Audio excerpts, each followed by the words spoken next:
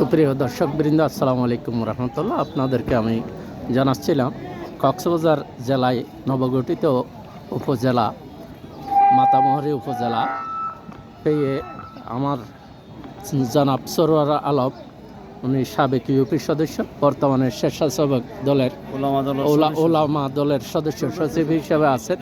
তো আমি তাকে জিজ্ঞেস করব, কক্সবাজার জেলার এই যে মাতামুহুরী উপজেলায় কোন জিনিসটা পেয়ে আপনি সবচেয়ে আনন্দিত হয়েছেন? আমি সবচাইতে খুশি হয়েছি আমরা যে কক্সবাজার বিশ্বের দীর্ঘতম সমুদ্র বন্দর পেয়ে খুশি হই। এরপরে আমরা বাংলাদেশ জাতীয়তাবাদী দলের বিএনপির সরকার পেয়ে খুশি হয়েছি।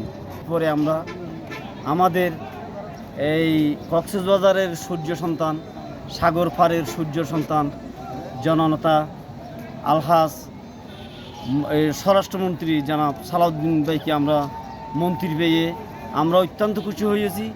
এরপরে আমরা নবগঠিত মাতামুহুরী উপজেলা পেয়ে আমরা লাখো লাখো শুকরিয়া করছি আল্লাহর কাছে। আলহামদুলিল্লাহ, আলহামদুলিল্লাহ, আলহামদুলিল্লাহ।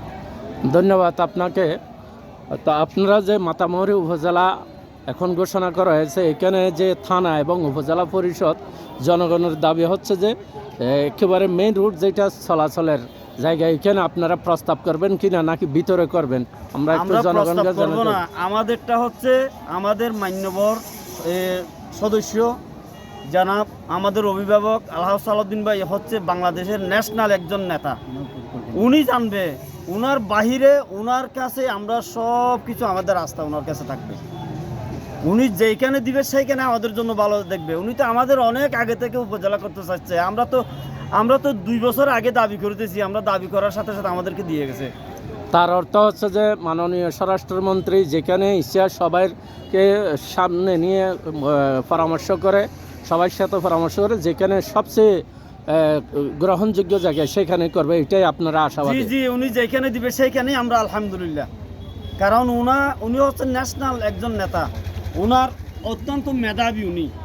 উনার চাইতে মেধাবী কক্সবাজার জেলার আর কোনো চাইলে আছে বলে আমি মনেও করি না।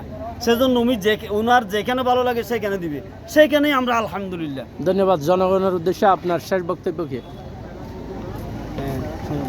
আলহামদুলিল্লাহ, জনগণের উদ্দেশ্যে আমি এটাই বলব, আমরা দীর্ঘ প্রতীক্ষার পরে আমাদের অভিভাবক, যিনি বাংলাদেশের সারা বিশ্বের আনাচে কানাচে পরিচিত, আমাদের প্রিয় অভিভাবক শ্রদ্ধেয় জনাব সালাউদ্দিন আহমেদ মাননীয় স্বরাষ্ট্রমন্ত্রী, উনি আমাদের জন্য, অত্র এলাকার জন্য উনি যে আজীবন করে যাচ্ছেন, ভবিষ্যতেও করে যাবেন, সেটা আমরা আশা রাখি।